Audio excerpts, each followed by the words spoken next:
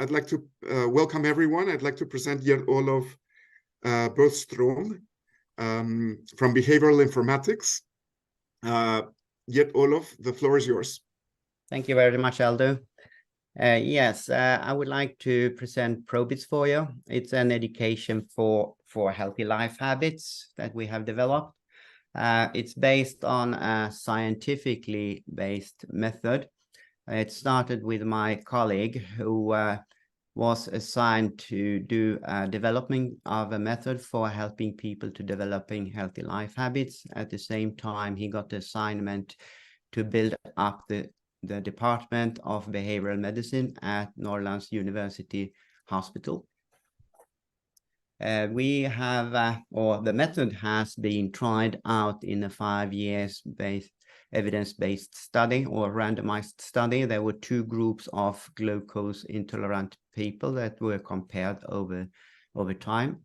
One of the group got an education with the method that we are using here for 1 month, and the other group got a health coach discussion or a speech. And then the differences between the groups were compared over time. You can see 1, 3, and 5 years. And the percentage you see on the other side is the relative difference between the groups regarding how many that developed diabetes in the groups. So there was a favor for the group that had been educated with the ProBITS method for 1 month, of about 70% for year 1. Then it was also assessed after 3 years, and there were 40% difference, and after 5 years it was a 25% difference. So the ProBITS method remains over time. Please remind that these people were not giving any additional information or support for developing healthy life habits over time. So how is this ProBITS method working? Yeah, it works that we're shaping new behavior together. There are 3 active parties in the group here. You have the user, of course. The user is supported by a coach. And there is also a group of 8 to 10 other people in the group that also wants to develop healthy life habits. And this group is like a support group for the user, compared with alcoholics that try to change their behavior. They usually are in groups doing that. So we are also lending the group here as a tool for supporting. The process for shaping new behavior is run in a 5-step circle here that is repeated for each week. You set a goal for physical activity. It means how many minutes you should move. You plan different activities to fill up to these times, and then you perform the activities. I stressed here that you manually reduce the performance, because it's a learning situation to feel that you have been planned and you have performed. So on a 7-day basis, weekly, you do a reflection. How did it go? Am I satisfied with my performance this week? Do I want to change anything? And then the coach comes in and gives you feedback on your performance. And a very important part of the feedback from the coach is to give you a question to think about, you as the user, in order to advance your development of healthy life habits. What I wanted to stress here, this is the interface of doing the reflection. It's in Swedish, but it can easily be translated to other languages. Is that the method that we are basing our application on has been used for 20 years of clinical treatment for these people. So the users works in 3 areas. We are using that, talked about physical activity. We also have eating habits and balance in life are the 3 areas that we are working with. We are now looking for partners who can help us to fill these areas with activities. We have a structural framework for doing this process. Now we would looking for partners who can help us fill this with contents regarding physical activities in groups, for example, that they can look on and participate in these groups. Eating habits might mean what should you eat. We have learned that it's difficult for users to understand what they should cook instead of what they usually do. So they need inspiration here. And for balancing life, it's more about stress relaxation. So yoga, meditation, etc., exercising in this area, we would like to fill the program with. We also want to strengthening the coach. So we are looking for data cooperation for getting more out of the information that the users are giving here, so that the coach can give a more precision feedback and that we can make prediction to the user, saying that people who have shown the same behavioral pattern as you do now have benefit very much from doing this change. That has been very beneficial for them to do that. So that type of information we would like to develop in cooperation with someone. We also have the possibility and opening up for a monitoring board, which means that we will open up for patients to register data. For example, patients who have got diabetes 2 might register their glucose level for each day, and then the healthcare can take part of that. And then the patient can be called on a need basis instead of a time basis for the healthcare. So, and that's my final picture. It's just some information about me. Thank you so much, Gerd Olof. Brilliant. Are there any questions from the audience?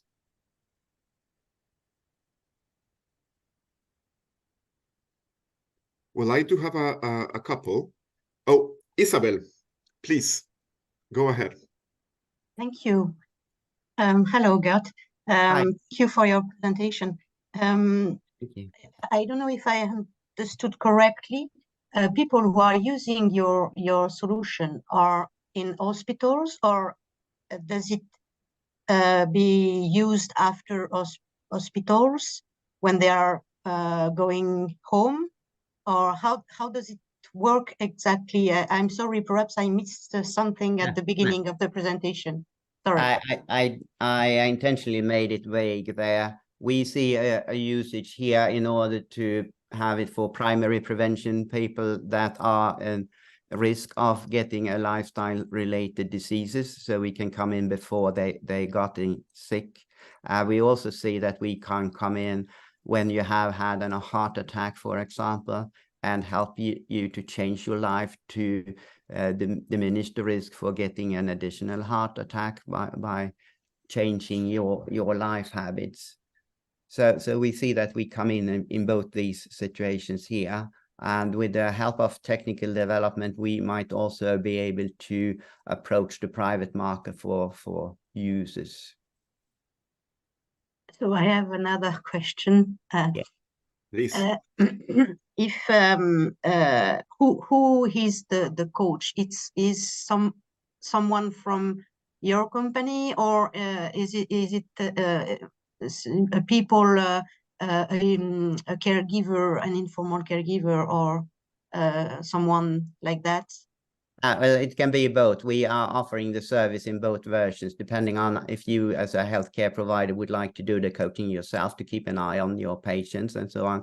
You actually see their behavior in real time, what they actually are doing. So you get a much better view of their rehabilitation and if they are doing what they claim that they do when you meet them, for example. But we can also do the coaching if anyone would like to do that, and that might be in other settings. For example, if we offer this service to companies directly that will support their staff in developing a healthy life habits, we will do the coaching then. Okay. And my last question, sorry, Aldo. Please go ahead. This is the time. Yeah. What kind of collaboration you expect from Digit3? What kind of partner? Because I saw your sentence about the partners, but I didn't really understand what you mean by that. Yes, anyone that can help us making the physical activity more real, having some ideas about. I thought there was some company that had a ball that they use for stimulating people to physical activities and so on. So we are looking for partners who can help us out in the details with physical activities, how to get people to move. Is it by having the chance of signing in for a group doing physical activity together, looking at the film, etc. and so on. So we are looking for partners in that area, and we think it's important to have different partners here in order to satisfy the variation in perception of what fits different people and so on. So we are looking for a wide variety of cooperations regarding that, and we think that also for eating habits, for recipes of what to cook and so on, and what is a healthy breakfast will vary between different countries. So we are looking for cooperations in different, let me say, eating cultures.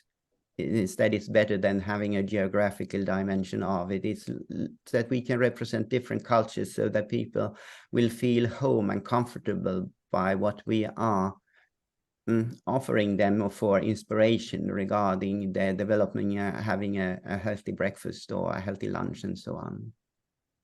Thank you very much for your answers. Thank you so much, Isabel, and thank you so much, Gert Olof. I do have a question as well.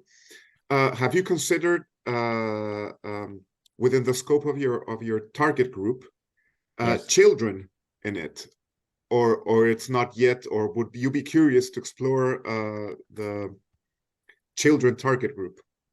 Yeah, well, I'm curious to explore that group, and I realize how the risks, the number of people that have risks are developing rather rapidly here. So I'm very much open for taking our method into that area. But however, I think that in the design it's not appropriate for children. We would like to do another development here, and this means also that we need to be having more windows for participants like parents and the child that could be also involved at the same time and supporting each other, and it would more be like a family assignment if it's for children than for an individual user. And we need to have different entrance for the different personas here. Like for the child, you show a different interface as for the parents and so on. There we can give an overview and suggestion for what to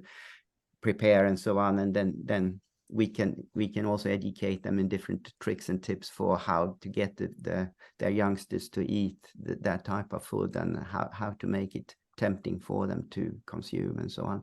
But it's a little bit of a different ball game, but of course we are very interested in walking that path down also, of course. Absolutely. Great. Thank you so much, Gert Olof, for your presentation. Yeah, thank you for this opportunity. Absolutely. We're delighted.